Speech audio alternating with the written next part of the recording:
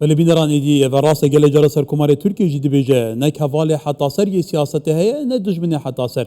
لی پیوندین ترکیه و اسرائیل پیوندین استراتژیکن گلکن بهزبون تایبتی جی دواره سربازی دا حتی لمجارا گرتن عبدالله جلان سروکی پکه لسال 1999 نه لنایروبی لکینیا تگوتن که موساد یا اسرائیلی روله که به باندور هبویه بو وگا و ساراوشتیک چه گلو ترکیه دترسه د چارچوبه راوشا کنها هیا لروشالات ناوین محمد دارا آکار مافناز شروع و کاری سیاسی لدیار بکرید گلمه برس محمد داماتا باش به ایدی ترکیه درس لوان روش دجوار یا روشالات ناوین هیا بتایبتی درس لإسرائیل هیا دولت باخچری دی بیجه آرمان جداویه یا اسرائیل ترکیه و حلوشاندنا سیستمی سیاسیه افترسل کی وقت کی گلو بله روجا بخیر به روز باش به سپاس وکو حالی زمان لترکیه ده هم چاپمنیه دا هم جی ده هم بیجن سیاست دا قادا سیاست دا اف چندین روجا کو افتنی قش کرن بریا ایریشا اسرائیل دگل ایرانی بریا ویج خواد روجا ودا اف اندیشین ترکیه هبو دهاتن نفساندن دهاتن آخافتن ده تلویزیونان ده دهاتن نقاش کرن لورا لترکیه قناعت اوکو اسرائیل پشت ده کردن سوریو پشت ده کردن روجلاتا ناوین او دخوازه کو لروجلاتا ناوین بو کردان دولتك آوا بکه اب اندیشه تملی ویهنن یعنی نتشتکی روجانیه 30 ساله که اویت نفساندن و آخافتن وك بيجن نجم الدين أربقان حتى كمر في انديشه دهانيان زمان و بلند أجويت دميرال قلك سياسة مدار تركيا وانا دائما روجا بدا دقرتن و بحثا وانا دكرن النهاية في انديشه لتركيا پشت بهار عربان كو سوریه جی هلوشیا لیبیا پرچبو یمن پرچبو لمصر انقلاب چبو خاصری العراق وسائر لسر وانا لترکیه فکرات ام بیجن روزنامه‌وان ترکیه و گلکان دبن پشت ایران دور اویره ترکیه بریا سالک دولت باهچلی تشتک بالکش گو بریا سالک yani salik beri vek meha hazirane lwe demego ev de rojalata navinda gelek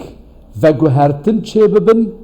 xwedê bike ku li Türkiye ve guhertin çê nebe Türkiye jivan ve guhertinan zararê nebîne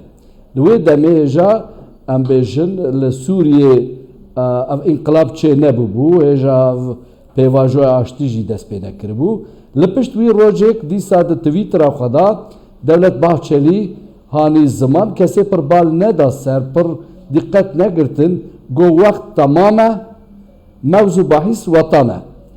yani vana işareti vibun pişti viji de jotmeha 2024 da jî ev pevajo dest pekir o ve pevajo da nokta heri mühim ev bu ku Devlet Bahçeli u gelek rayedarı Türkiye daniyan zaman Dugo ev de rojalata navinde gengeşiyek çebebe, şarek çebebe ve guhertin çebebin ev vek lehiye beser rojalata navinde ev problem beser rojalati verin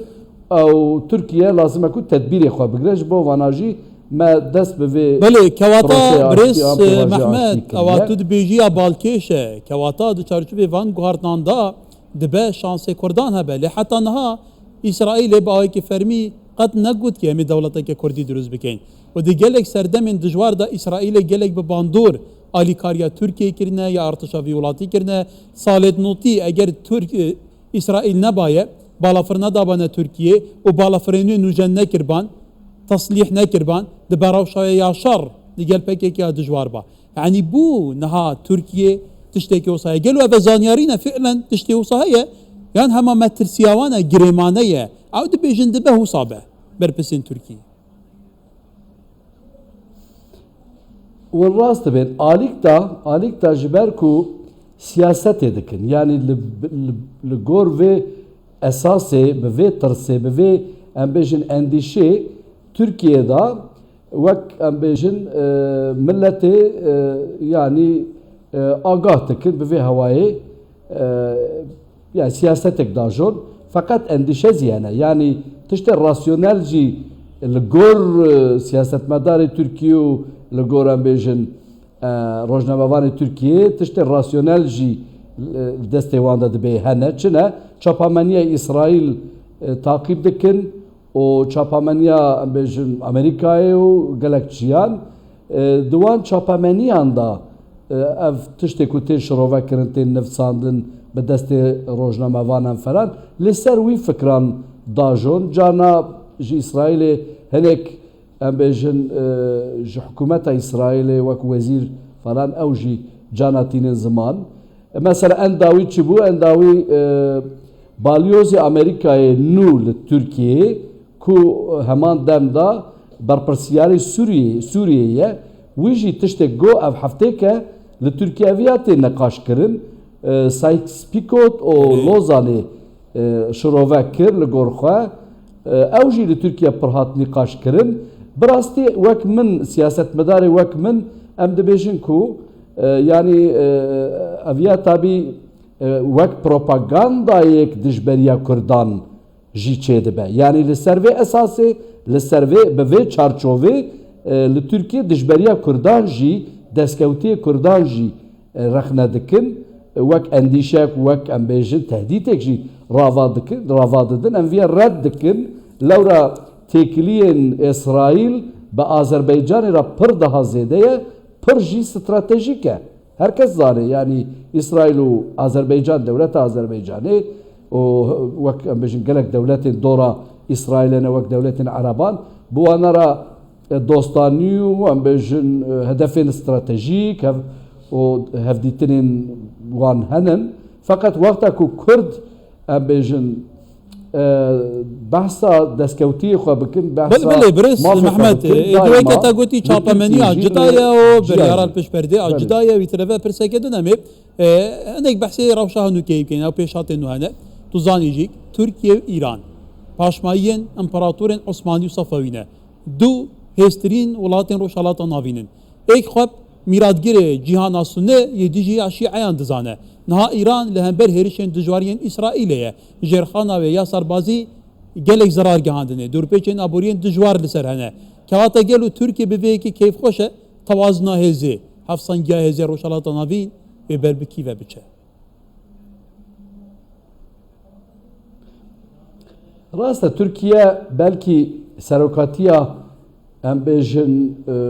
aliyê Sünniyan yani devletên Sünniyan falan wek roleka wî ya tarîxî dîrokî hebe jî asıl stratejiya Türkiye li rojalata navîn 1936 vir da stratejiyeka em bêjin cuda ye çi ew jî ev ye Wizan hevpeymana Bagdayê çêbû duwan salan da salên siyan da İran, Irak, Türkiye û Sûriye hevpeyvanek çêkirin bi hevra mutabaqatek imza kirin eviya çibû eviya ku Türkiye'de, İran'da, Irak'da û Sûriye'de ev Kurdê ku li vir dijîn vana wek em bêjin tehdît xwara dîn di salê siyan da li hember destkeutiyê Kurdan ku heqê Kurdan di wê demê da yani wek em bêjin pir qels û lawazî datin ziman fakat li hember viya di wê demê de heta îro ew kewan heye yani biratiya wan heye mesela wexta bû mesela Kurdan ev çar dewlet jî qet ew nakokî ku nava wan da ne wan didin para ve bi hevra hereket dikin ji bo wî jî ev êrişa İsrail ku li ser İranê diçe Türkiye bi awayekî stratejik mêze dike dibe wexta yani Irak di demê piştê şerê kendawê perçe bû Sûriye ana doratiya İranê ew paşê jî xwe îro baxçerî jî got ew ê dor bê Tirkiye ev ya tiştekî rasyonel nine ev ya tiştekî rastaqîn nine çünkü em bêjin têkiliyê dewletan stratejiyê dewletan li ser van esasan najo gelek devletlerin ku îro dost sibê dibin neyarê hev an tersa wî çê dibe. Ji ber wî ev tiştê ku îro li Îranê çê dibe Türkiye li ser disêt meselan endişê wî henin. Birîs Mehmet elbette tu pirseke girîng dişepînî serenca te rat keşim. Nabeyna Türkiye û Îranê. Wata eker em bu dîrokê vegerîn 500 sala beriyan hadi çarçivê ittifaka Zeha û li Qesra Şirîn li Îranê ku ve çend rojin berdam carî İsraîlê ve tê tarmanç kirin. Li wir dabeşkirina Kurdistanê dest pê kir.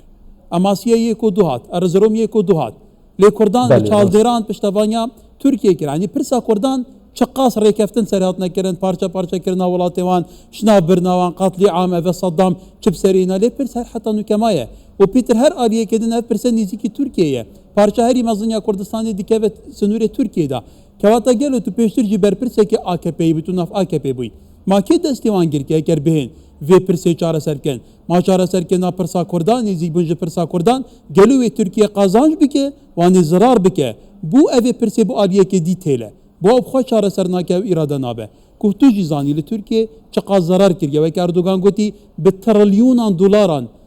zararê şerê bûnbûna nabeyna Tirkiye û OPEC'ê bûye ji birî şerrên pêştir.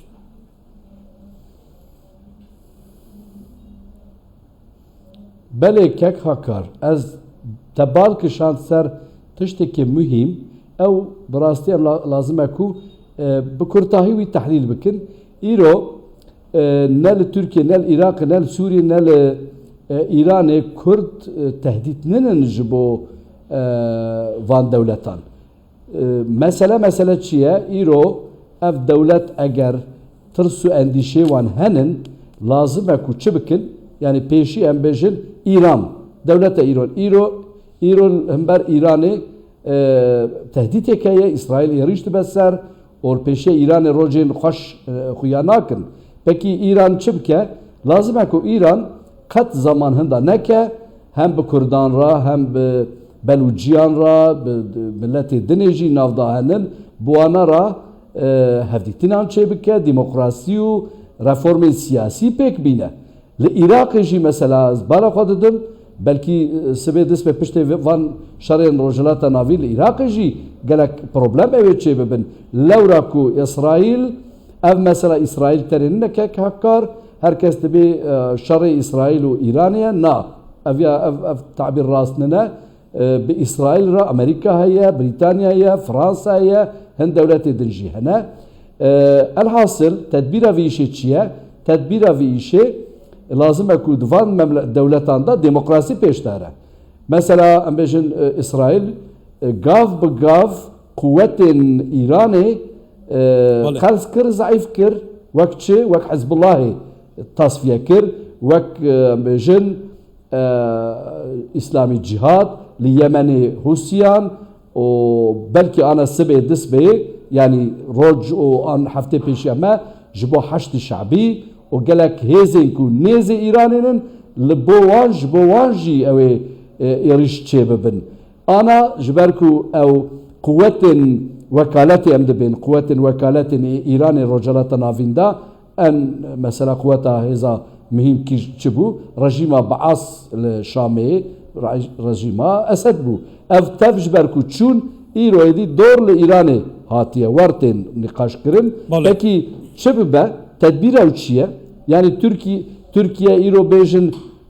rojnamevanê Tirkiye re ez hemiye re dêjim, raya giştî de bi eşkerayî dêjim. Îro hûn dibên ew ê dor bême çare çi ye?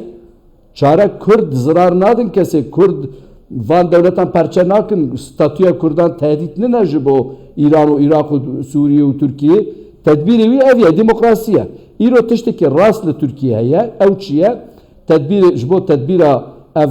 şewata nava rojhilata navîn, problema em bêjin Kurd ji bo çareserkirina problema Kurd pêvajoyek dewam dike, ev tedbîrekî rasyonel e, ev tiştekî rast e.